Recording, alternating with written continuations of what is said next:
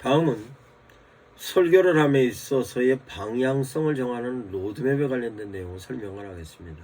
이것은 설교의 로드맵과 함께 성경에 있어서의 로드맵으로 연계하여 설명하겠습니다. 로드맵은 두 가지입니다. 은혜의 방향의 로드맵이냐, 믿음의 방향의 로드맵이냐. 로드맵이라는 얘기는 삶의 방향을 정하는 목표입니다. 내가 살아가는 방향으로서의 목표입니다. 그러면 실제 있어서의 로드맵은 목표를 설정하기 필요한 전략상의 구조로 설명할 수 있는 것인데, 로드맵에 의하여 목표를 조망할 수 있습니다. 뿐만 아니라 그 조망하는 목표에 따라서 결과, 지원, 일정, 계획 등으로 디자인할 수 있는 것입니다. 실제적으로 로드맵은 어느 단계 어떻게 적용하고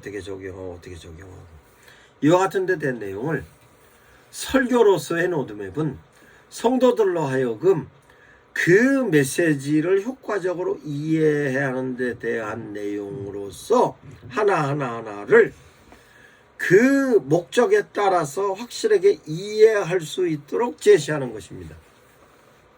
그러면 노드는 길이고 맵은 지도이기 때문에 바른 길을 찾아갈 수 있는 데 대한 내용이 로드맵입니다.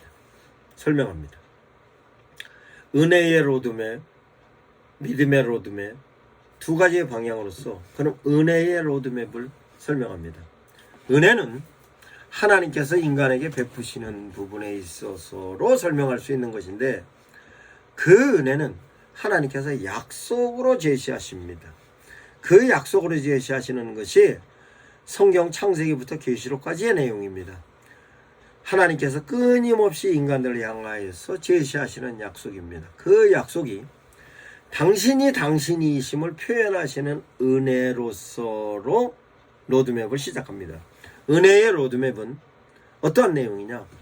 하나님이 하나님이심으로 출발을 하여 세상을 창조하신 부분이 있습니다. 그 창조하신 부분이 세상 모든 만물, 하늘도, 땅도, 궁창도, 물도, 짐승도, 식물도, 모든 내용에 관련된 내용을 하나님께서 하나님의 영역으로서의 내용입니다.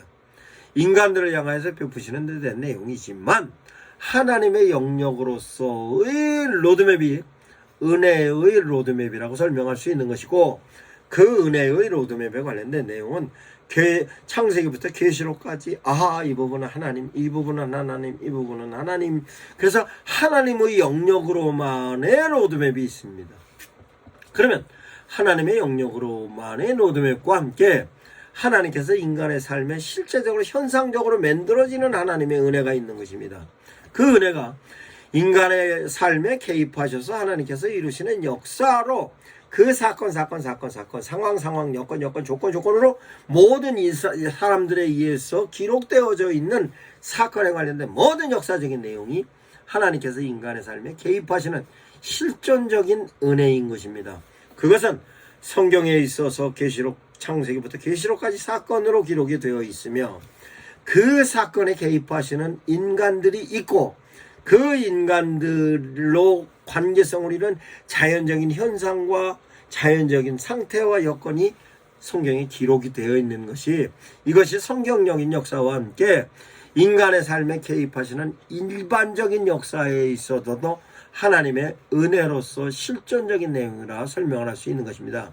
실존은 인간이 볼 수 있고 들을 수 있고 만질 수 있고 경험하고 느낄 수 있는 부분의 내용이 전체적인 내용으로 실존이라고 설명하여 하나님의 은혜는 실존적인 은혜로 인간의 역사에 개입하시는 것입니다.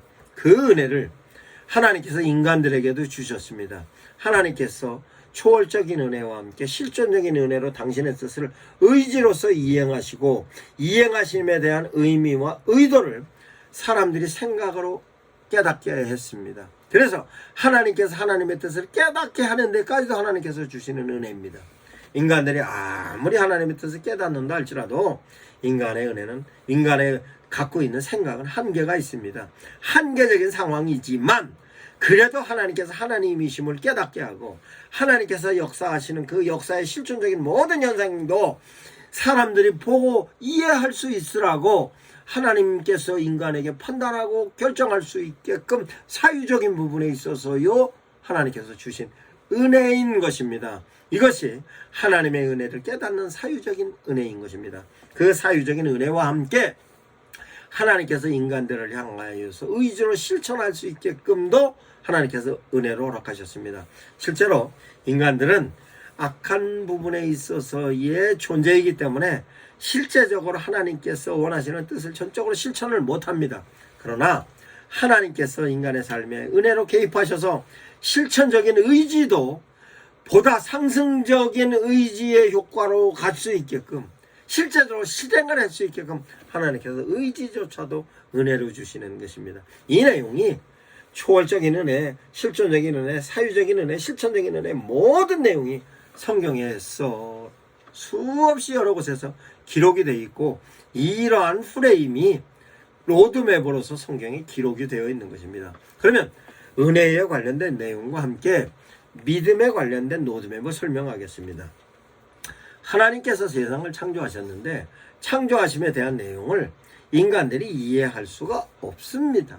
그거는 하나님의 영역이고 인간들이 하나님의 영역으로서 세상을 창조하셨고 하나님께서 역사를 이행하시는 데 대한 내용을 하나님의 의지가 됐든 하나님이 이행하심이 됐든 의미가 됐든 의도가 됐든 인간들이 이해할 수 있는 영역도 있지만 이해 못하는 영역이 대다수입니다. 그렇지만 그 하나님을 우리가 수용을 해야 되는데 그 수용해야 되는 것은 하나님의 영역으로서의 초월적인 은혜에 관련된 내용은 초월적인 모든 것에 관련된 내용은 인간이 믿음으로써 초월적인 믿음으로 받아들이면 되는 것입니다. 그건 인간의 논리로 설명할 수 있는 데 대한 내용이 아닙니다. 인간이 합리적으로 판단할 수 있는 데 대한 내용도 아닙니다. 그건 인간이 실제적으로 보편적인 내용과는 전혀 다른 내용입니다. 인간들이 갖고 있는 부분에 있어서로가 아니라 하나님의 영역으로서 우리가 오로지 믿음의 대상으로서만으로 초월적인 하나님의 영역으로 이해해야 하는 것입니다. 그것을 실제적으로 하나님께서는 은혜로 인간의 역사에 개입하셔서 인간의 역사를 이루어 가시는 것이 역사의 기록으로 정리가 되어 있고 그것은 기록으로 되어져 있는 역사뿐만 아니라 지금 현재 상황 가운데서 하나님께서 끌어갖고 가십니다. 그 끌어갖고 가시는 데 대한 나타나는 현상이 실존으로서 그 실존에 관련된 내용이 이것이 하나님께서 이끌어 가시는 내용이구나. 하나님께서 이런 의도를 가지고 이렇게 끌어가시고 이 사건이 이렇게 만들어지는 것이며 이 만들어진 사건의 의미는 이런 것이고 이건 하나님이 이런 의도가 내포되어 있구나. 이것이 현상적으로 진행되어져 있던 사건에 관련된 내용, 만들어진 상황에 관련된 내용, 그거를 움직여 갖고 가는 사람들의 인물적인 내용, 이것이 성경에 기록되어져 있는 것이고 역사에 기록되어져 있는 것이고 우리에게 현재 진행되고 있는 것이다 라고 진행되는 것으로 하나님의 개입하심을 믿음으로 받아들이는 실존적인 믿음입니다. 이 내용은 아주 중요한 것입니다. 그 실제적으로 하나님은 역사에 개입하심에 관련된 내용은 한순간도 하나님께서 놓침이 없습니다. 그래서 삼위일체 하나님께서 역사하시고 예수님께서 이행하셨고 지금 현재 성령님께서 함께 진행하고 계시는 것입니다. 이와 같은 내용은 실존적인 믿음으로서 설명할 수 있습니다. 그러면 사유적인 믿음은 어떤 것이냐? 하나님께서 인간의 역사에 개입하실 때 개입하심에 대하여 인간들이 반응하는데 그 반응하는데 첫 단계가 생각입니다. 하나님의 메시지가 임하면 사람들은 생각합니다. 그 생각하는 것으로 스스로 생각해서 수용할 것인가 거부할 것인가로 판단과 결정을 합니다. 그러면 판단과 결정을 할 수 있는 데 있어서 사유적인 부분이 바로 실제적으로 인간들이 하나님을 향하여서 거부와 수용에 관련된 내용을 믿음으로 설명을 할 수 있는 데 대한 내용입니다. 그 믿음에 관련된 내용을 하나님의 메시지가 왔을 때 하나님의 메신저들이 수용하였을 때의 현상이 있고 거부하였을 때의 현상이 있습니다. 그 내용을 하나님으로부터 메시지가 왔을 때 인간들은 갈등합니다. 고민합니다. 그래서 그 갈등하는 데 대한 내용이 성경에 수도 없이 나옵니다. 그것이 하나님의 메신저들이 하나님의 메시지를 받아들이는 데 있어서 어떻게 판단을 하는가, 어떻게 결정하는가에 대한 내용이 성경 가운데서 수없이 진행되어 있고, 역사 가운데서도 그와 같은 내용이 역사로서 역사의 주도자들이 진행하였으며, 그건 역사의 주도자들뿐만 아니라 일반 모든 사람들도 다 해당되는 얘기인 것입니다. 그렇게 해서 판단과 결정을 사유적으로 하는 것을 사유적인 믿음이라고 설명을 할 수 있겠습니다. 그러면 사유적인 믿음에 의해서 행동으로서 이어지는 실천적인 믿음이 있는 것입니다. 그러면 실천적인 믿음에 있어서도 실제적으로 그 실천을 어떻게 하였는가에 따라서 만들어진 현상이 성경에 기록되어져 있고 역사에 기록되어져 있으며, 성도들의 삶에 하나 한 사람 한 사람마다 어떤 생각을 하였고 어떤 결정을 하였느냐에 따라서 현재 성도들의 살아가는 삶의 모습이 만들어진 것이고, 지금 다시 내가 판단하고 결정하고 실천함으로 미래가 오늘이 되었을 때 결과를 예측할 수 있는 것으로의 믿음인 것입니다. 이 믿음에 관련된 내용을 사유적인 믿음과 실천적인 믿음을 은혜의 로드맵과 믿음의 로드맵으로 적절하게 조화롭게 프레임을 구성을 하는 것입니다.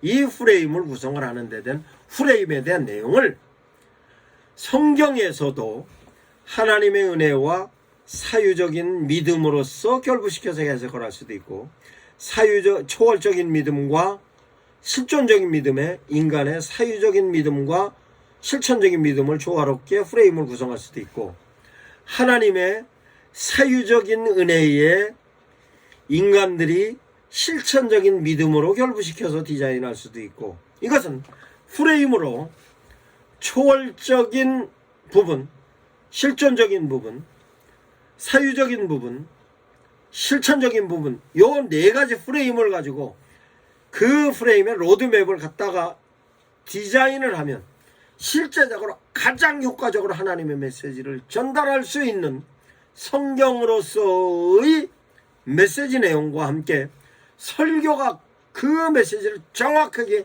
전달할 수 있는 프레임으로 구성할 수 있는 것입니다. 이런 내용이 성경의 프레임으로 성경의 사건 하나, 인물 하나하나마다 저 사람의 하나님의 메시지가 어떻게 임하여 왔고 어떻게 반응했으며에 대한 내용이, 그 프레임이 디자인이 된 내용이 모든 사건마다 다 기록이 되어 있습니다. 모든 사람마다 전부 적용하고 있습니다. 그 내용이 성경 창세기부터 계시록까지 책마다 다, 성경 장마다 다, 성경의 패러그램마다 다, 성경의 절마다 다 정리가 되어 있습니다. 이 내용을 목사님들께서 가장 효과적으로 이용하시면 설교에 있어서 프레임을 구성하시는 데 있어서 대단히 효과적이고, 그 프레임으로 구성했던 설교를 가지고 성경적인 근거로 프레임이 구성이 되었고, 그 성경으로 구성되었던 프레임을 설교의 프레임으로 구성하여 제시하면 성도들은 그 메시지가 성도들로 하여금 메시지에 대한 각인이 이해가 쉽게 되는 것뿐만 아니라 효과적으로 각인이 되어졌던 걸 오래 기억할 수 있고, 오래 기억되면 기억되어져 있던 걸 가지고 삶에 그때그때 적용하는 것입니다. 그 적용하는 것은 하나님께서 성령의 역사를 통하여서 끊임없이 목사님의 설교, 각인되었던 설교가 삶의 현장에서 유사 상황이었을 때 생각나게 합니다. 그러면 성도들이 옳은 판단을 하고 옳은 결정을 하여 옳은 실천을 하여 실제로 하나님이 원하는 결과로서가 만들어지는 것이 목사님들이 설교하는 목적이고 하나님께서 원하시는 뜻이며 성도들도 그렇게 살고자 하는 것입니다.